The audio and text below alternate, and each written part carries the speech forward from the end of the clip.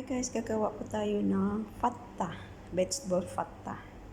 So ayan sa baba, potato and carrots. Lagyan natin ng corn.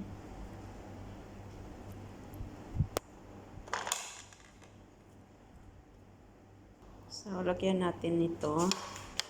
Yogurt ito, mayonnaise, tahina, lemon, black pepper. Ayan siya. Lagay natin sa taas. Then, lagyan natin ito. Konti lang.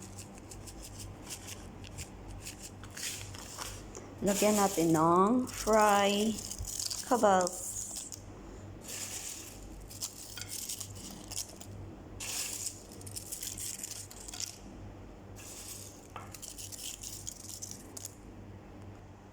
So, yun na siya guys. Lagyan din natin na.